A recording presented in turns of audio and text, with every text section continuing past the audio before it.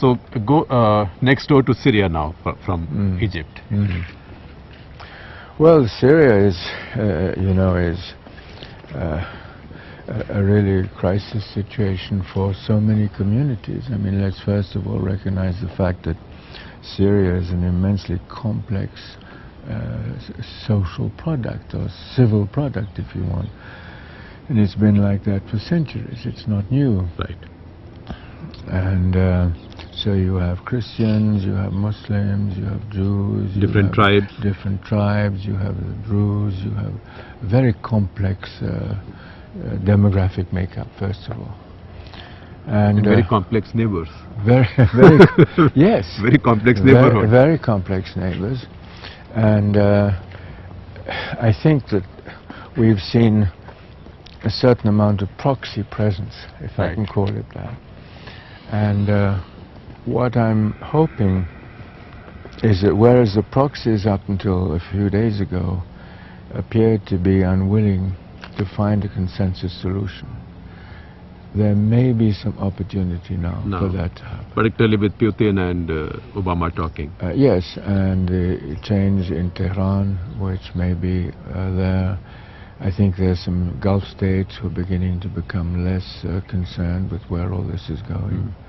So there may be the beginning of a how would I call it, melting. The issues are not quite as rough. So melting but not melt down. No. It's very not tricky, melt down, not melt down. So I'm saying to myself, maybe we have an opportunity here not only to solve the Syrian situation, but to do more than that. I like to be optimistic.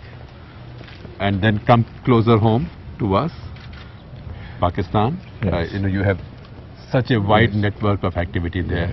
Yes. And it's the one country where the Shia-Sunni conflict today is most pronounced. Yes. Well, no, I wouldn't say it's the targeting of Shias is most pronounced, let me put it like that. Yes.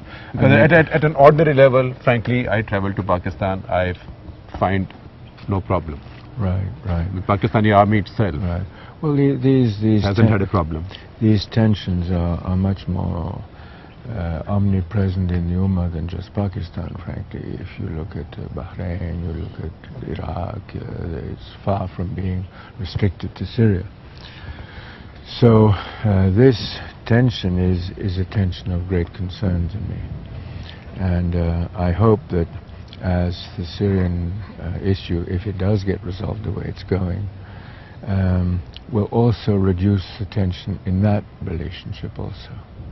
Because it's unacceptable to me, frankly. It's quite simply unacceptable. So do you have a message for the leaders of Pakistan?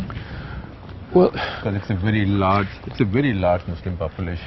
I'm not sure that I can blame this situation on the leaders of Pakistan. I said, do you have a message? Do you have advice for them?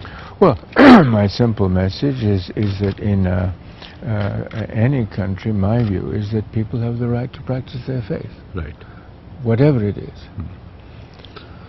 So that is, to me, a human right. Right. And I'm interested, for example, to see how a Western government has recently taken that issue on its agenda for economic support. Right. Such as the Canadians. Right. Yes, absolutely. So there is an awareness in the industrialized world that this has become a serious global problem. Right. So, and do you have a message for the Shias in Pakistan? Well, I would have it for all Pakistanis, not just the Shia. I would have it for all Pakistanis, which is to say, look, you are Muslims, full stop. Right. And so long as you are Muslims and you abide by the basic identification of what makes a Muslim, which is the Shahada, well, that's where it stops. Right. I feel sort of a little bit ashamed asking this question, knowing how liberal and how Catholic you are in your outlook and how much of a citizen of the world you are. It's a question I cannot help asking. Why do we find that the angriest Muslims in the world come from Pakistan. Not all Pakistani Muslims, but still, if you look at the record of angry Muslims discovered around the world post 9/11, even before that, how come so many of them come from Pakistan, whereas Iraq was invaded, Afghanistan was occupied, continues to be so in many ways. Palestinians have a grievance, but the angriest Muslims are in Pakistan. I wouldn't agree with that. I wouldn't agree with that.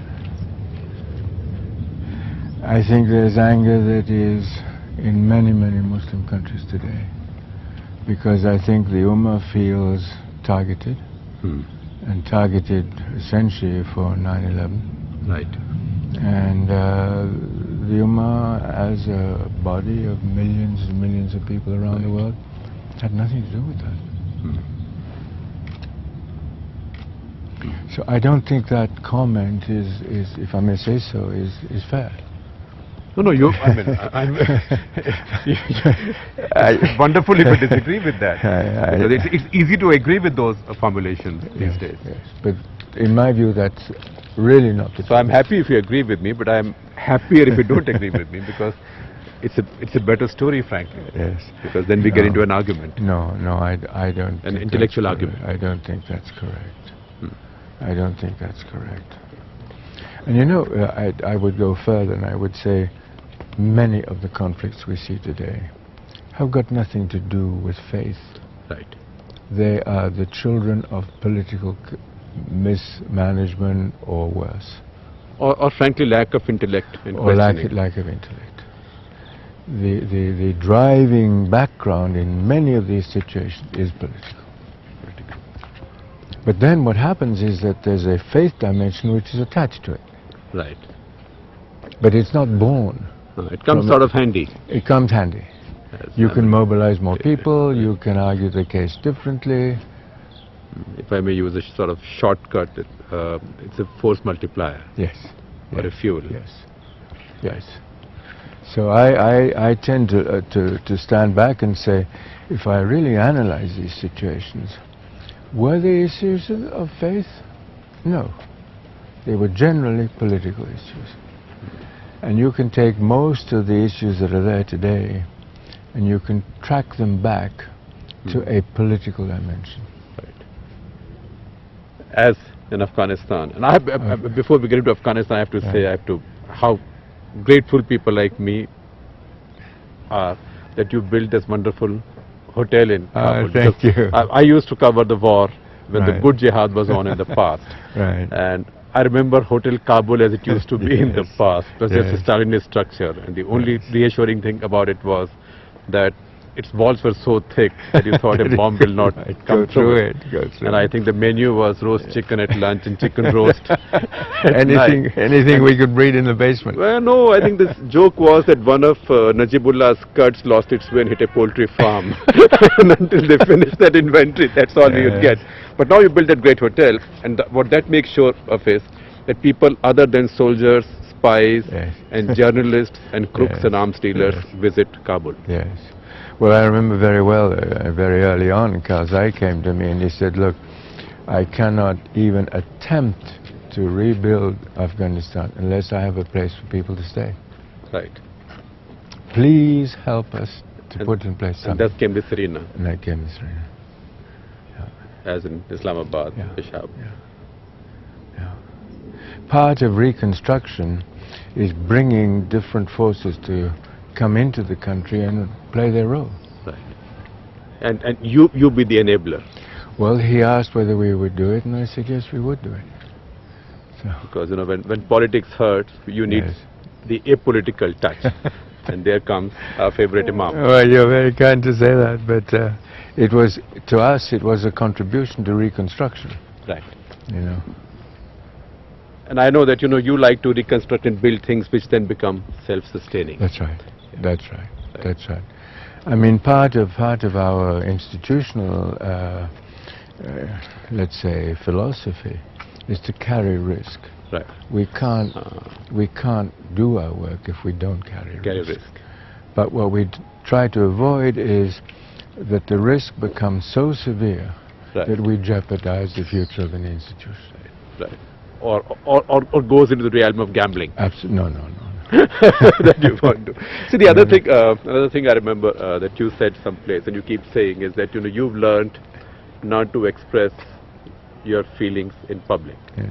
Happy or unhappy. Yes. Yes. Well, why the reserve? Because I think a country, a community, an individual have to have a continuity in the way they look at things. Right. It's very difficult to build something which is solid with a magic wand. Right. It takes time. Takes time. You have to be consistent. You will have your ups and downs, but Right. if you wander, Right. you don't get there. But you have learned to keep your feelings to yourself, but Yeah. I have to express gratitude for the joy and happiness you brought to so many Thank you. faces Thank in you, this sir. country and elsewhere, Thank you. and even the faces that will come from now on, including particularly in this academy. Right, right. Well, I think that if people are happy, that's part of my road. I think you keep coming back, Thank you very much, sir. Thank Your you. Highness. People will be happier Thank you still. very much, and thank you you for very this much. nice conversation. Great.